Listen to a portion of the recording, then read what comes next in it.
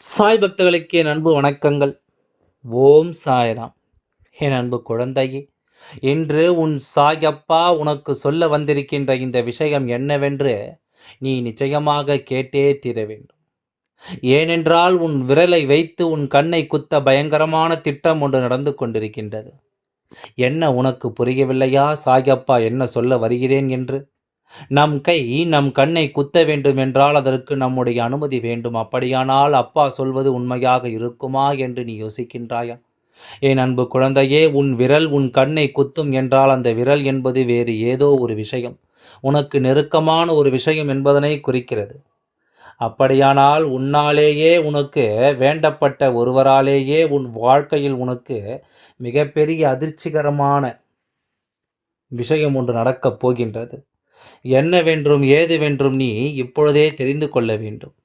சாயப்பா சொல்ல வந்திருக்கின்ற விஷயம் என்னவென்று நீ தெரிந்து கொண்டாயானால் இதை உன்னுடைய வாழ்க்கை எப்பொழுதுமே உனக்கு துன்பத்தை தொடுத்திடாதபடி உனக்கான பெருமகிழ்ச்சியை நான் உன் கைகளில் கொண்டு வந்து ஒப்படைப்பேன் என்பதனை மறக்காதே. சாயப்பா சொல்லும் பொழுது அதிலிருந்து நீ தப்பித்து விட்டால் போதும். இனிமேல் உன்னுடைய வாழ்க்கை எப்பொழுதுமே இது போன்ற பிரச்சனைகளை உனக்கு காண்பிக்காது. அப்படியே காண்பித்து கொடுத்தாலும் அந்த பிரச்சனையிலிருந்து மீண்டு வருவதற்கான தீர்வையும் உனக்கு கொடுத்துவிடும் என்பதனை மறந்து விடாதே. சாயப்பா சொல்ல சொல்ல உன்னுடைய வாழ்க்கையில் இருக்கின்ற இந்த இன்னல்களையும் துன்பங்களையும் கலைத்து அடுத்து உனக்கு என்ன நடக்கப் போகிறது என்பதனை நீ கவனித்து கொள்ள வேண்டிய நேரம். எவ்வளவுதான் கஷ்டங்களையும் சோதனைகளையும் கடந்து வந்தாலும் இந்த வாழ்க்கை உனக்கு என்ன தர நினைத்தாலுமே என்ன நினைக்கிறது அதனை நீ கவனமாக பெற்றுக்கொள்ள வேண்டும். சுற்றி இருப்பவர்களை யார் என்று உணர வேண்டும். உன்னுடைய ஒவ்வொரு உணர்வுகளையும் புரிந்து கொள்கின்ற மனிதர்களும் இங்கு இருக்கிறார்கள். உன்னுடைய உணர்வுகளை கேலி செய்கின்ற மனிதர்களும் இங்குத்தான் இருக்கின்றார்கள். என்ன நடக்கிறது என்று ஏது நடக்கிறது என்றும் யோசித்து யோசித்து உனக்கு ஏற்பட்ட குழப்பங்கள் ஏராளம். எதற்காக இவர்கள் நமக்கு கெடுதலை செய்ய வேண்டும்? நாம் என்ன தவறை செய்தோம் இவர்களுக்கு? நாம் அப்படி என்ன பாவத்தை செய்தோம் என்று நீ பலமுறை யோசித்திருக்கிறாய்.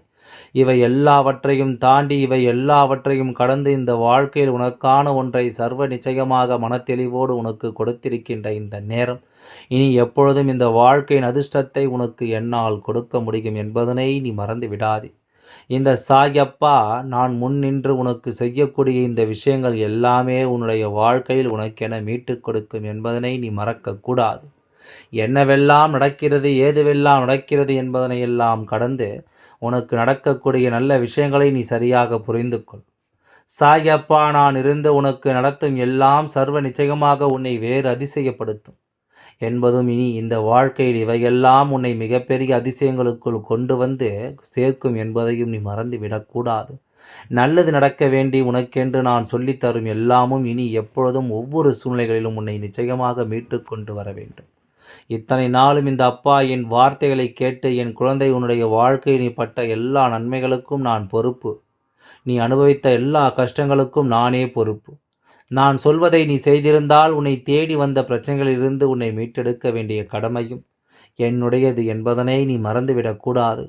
இதிலிருந்து உன்னை மீட்டு எடுத்து உனக்கான மாற்றத்தை நான் நிச்சயமாக கொண்டு வந்து கொடுப்பேன் என்பதனை நீ மறந்துவிடக்கூடாது. சாயப்பா இருக்கும் வரை என் குழந்தை நீ எதற்கும் கலங்கிவிட வேண்டிய அவசியமில்லை. இந்த அப்பா நான் இருக்கும் வரை என் குழந்தை எந்த ஒரு சூழ்நிலையும் நீ யோசித்து கலங்க வேண்டிய அவசியமில்லை. மன நிறைவோடு நீ ஆசைப்படுவது எல்லாம் அடைந்திட வேண்டும். மன மகிழ்ச்சியோடு என் குழந்தை நீ நிச்சயமாக அத்தனை விஷயங்களையும் நீ கவனமாக உணர்ந்திட வேண்டும். உன்னை நான் தொடர்கின்ற நேரம் இந்த அப்பா நான் உன்னை தொடர்கின்ற இந்த மாற்றம் இனி அத்தனையிலும் இருந்து உனக்கு வெற்றி கிடைக்கும்.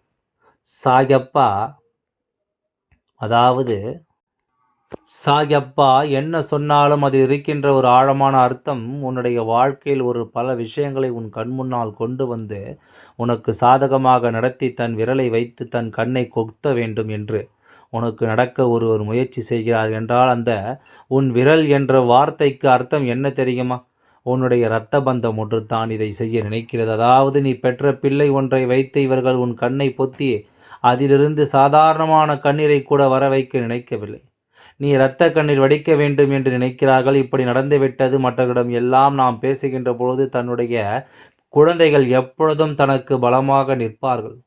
பக்கபலமாக இருந்து தனக்கு வாழ்க்கையில் எல்லா நிலையிலும் உடன் இருப்பார்கள் என்று சொல்லிக் கொண்டிருக்கின்ற நேரம், அதுபோன்று இல்லை என்ற ஒரு எண்ணம் வரும்போது அவர்கள் நமக்காக இல்லை, மற்றவர்களின் பேச்சை கேட்டு நமக்கு கெடுதலை செய்பவர்கள் என்று நினைக்கும்போது உண்மையாகவே அது மனதிற்கு மிகுந்த வேதனையை கொடுக்கின்றது.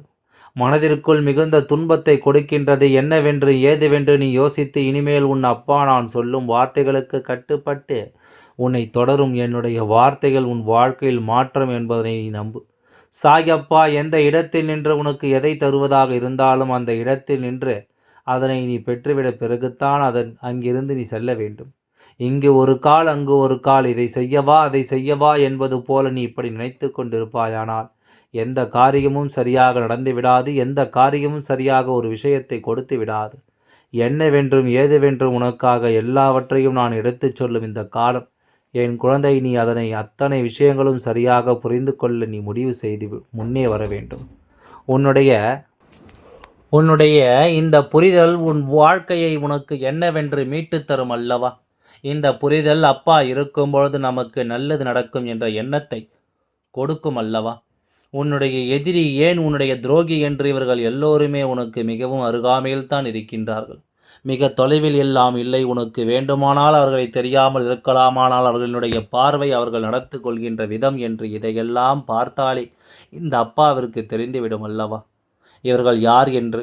இவர்கள் இப்படித்தான் சில காலமாக நம்மை நெருங்கி வந்து நம்மிடம் தேவையில்லாத விஷயங்களையெல்லாம் என்னவென்று பேச்சு கொடுத்து எப்பொழுதும் இந்த வாழ்க்கை என்ன கொடுக்குமோ என்பதனை உணரச் செய்து அடிக்கடி உன்னை எப்பொழுதுமே சற்று முன்னெச்சரிக்கையாக இருக்கும்படி இவர்கள் செய்து கொண்டிருக்கிறார்கள். பிரச்சனைகளை உருவாக்கி உன்னை பக்குவப்படுத்தி கொண்டிருக்கின்றார்கள். இவர்கள் செய்தது என்ன தெரியுமா? எந்த நிலையிலும் எந்த சூழ்நிலையிலும் இந்த வாழ்க்கை உனக்கு தருகின்ற விஷயங்களை என்னவென்று உணராமல் எல்லாவற்றிலும் நீ கொஞ்சம் அவசரப்பட்டு கொண்டிருந்தால் இப்பொழுது கொஞ்சம் கொஞ்சமாக இந்த வாழ்க்கை உன்னை பக்குவப்படுத்தி கொண்டே இருக்கிறது.